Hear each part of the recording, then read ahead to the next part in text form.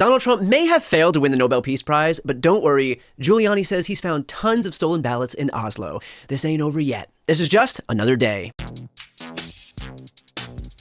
As the shutdown continues, Speaker of the House Mike Johnson has decided to pivot from doing anything to open up the government to focusing on slightly different matters. I'm going to make an announcement today. It's the announcement in the U.S. that was made in the Knesset yesterday.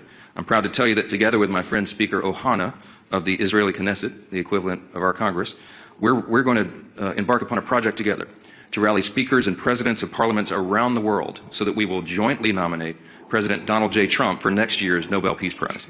No one has ever deserved that prize more, and that is an objective fact. An objective fact. I mean, in some ways, Donald Trump is 2025's Malala, who for some reason did get the Nobel Peace Prize years ago, but Trump really deserves it more when you think about it, right? Because both survived assassination attempts, both spoke at the United Nations to convey their message to the world, and sure, Malala called for all children to have access to education, while Trump called everyone a piece of shit. I'm really good at this stuff.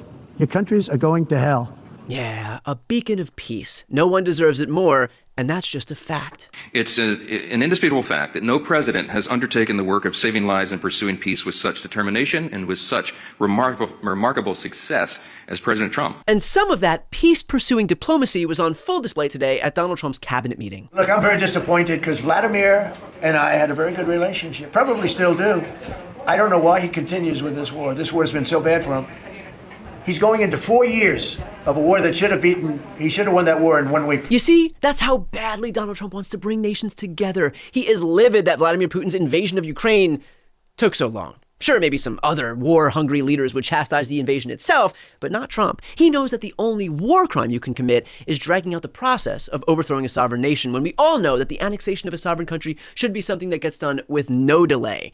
But sadly, this year's Nobel Peace Prize was actually awarded to Maria Corina Machado, the opposition leader from Venezuela. For those unaware, Venezuela is that country whose boats our Nobel Prize-wanting president keeps indiscriminately blowing out of the water. I mean, to be honest, if I were a fisherman, I wouldn't want to go fishing. Just a nice, let's take a little trip, because I'd say, man, maybe they think I have drugs downstairs. I don't want that. I think the fishing business has probably been hurt. Yeah. Now, where were we? Oh, right. Peace. But frankly, the fact that the Peace Prize has been stolen from Donald Trump might actually have a silver lining here, because now some people have decided to move on to even higher aspirations. We have a return to people going to church. We have a return to people, valuing their children and valuing society and believing in the white picket fence and what the American dream represents and what the American dream stands for, and American exceptionalism and peace around the world, and that people can coexist with one another without having to, pick up arms and destroy each other for no reason whatsoever other than, incompetent and egotistical governments.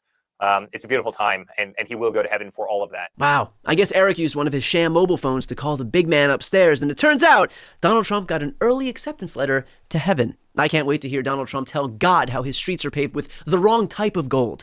But whether it's the Nobel Peace Prize or the afterlife, the reality is that Donald Trump always knew that some people, the haters, just had it out for him from the start. No matter what I do, they won't give it, and I'm not politicking for it. No matter what he does is right. Whether it's floating the idea of a pardon for his sex trafficking buddy or deploying the U.S. military to wage war on American cities, it's like this committee just refuses to acknowledge his contributions to humanity.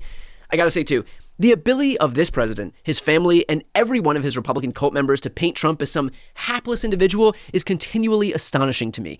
The man currently occupies the most powerful office in the world, an office he won back after 34 felony counts for falsifying business records, stealing classified documents, attempting to overthrow a free and fair election, and being found liable for sexually abusing a journalist. Trump was able to shake down universities, law firms, tech CEOs, giant media corporations if they dare step out of line, and all of this is still not enough, because don't you see, he's the victim here. This is a president of peace. He absolutely deserves the Nobel Peace Prize. No one deserves it more than President Trump, but we know these people who establish who wins the Nobel Peace Prize hate Donald Trump. They suffer from Trump derangement syndrome. I'm not certain that the board in Norway that looks at this believes in peace through strength. I think they believe in peace through pandering. I gotta say, I truly hope all of those election deniers held on to their Stop the Steal signs, because it looks like there's another totally not rigged process for them to go fight against. I'm surprised they didn't fly to Oslo for a normal tourist visit to peacefully protest the results and hang the vice president. But no, some decided to just go the legal route. He deserves the Nobel Peace Prize, and that's why I'm introducing a resolution for a sense of Congress today that will honor him with the Nobel Peace Prize. And if need be, we'll call for a discharge petition on that. I hope we can work with the speaker, though, and get it on the floor for a vote. That's right. If the Nobel Committee won't award Donald Trump with the Peace Prize that he deserves, then America will, because that is definitely how it works.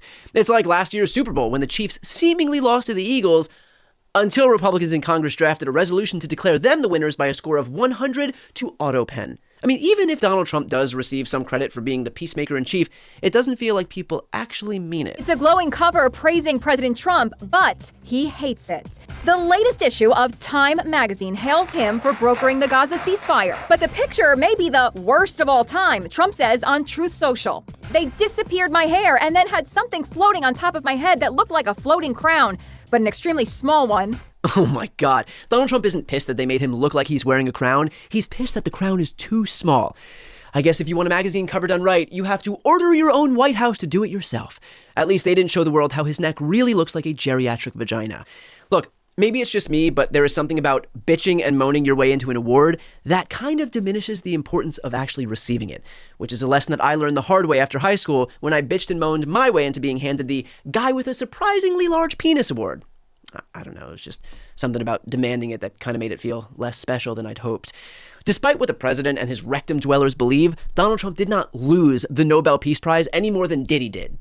Okay, maybe Diddy is a bad example, but you don't lose the prize, you just don't win it. And remember, Trump is not entitled to it, he doesn't deserve it. Maria Corina Machado was given this year's award for her tireless work promoting democratic rights for the people of Venezuela and for her struggle to achieve a just and peaceful transition from dictatorship to democracy, which is the exact opposite of everything Donald Trump is doing in America right now. Awarding someone with the Nobel Peace Prize who silences dissenting media, claims elections are rigged, and targets his political opponents would undermine the very nature of the prize itself, because those are not the actions of someone promoting democratic rights. And that is an objective fact. Damn straight. Before you go, if you enjoyed this content and you want to see more and support independent media, please subscribe to this channel. The subscribe button will be right here on the screen. But second, the reality is that we are now in a political environment where this administration can lean on any of the social media platforms to suppress certain voices if they don't like critical coverage. That means my longevity here is in the hands of a few tech billionaires who are already making it clear that they are willing to cater to this administration. To that end, signing up for my newsletter is a way for me to reach you directly if that ever becomes necessary. I'll put the link right here on the screen as well, so please sign up. It's free, but there's also an option to do a paid subscription if you'd like to support me and my team. I really appreciate it. Thanks so much for watching.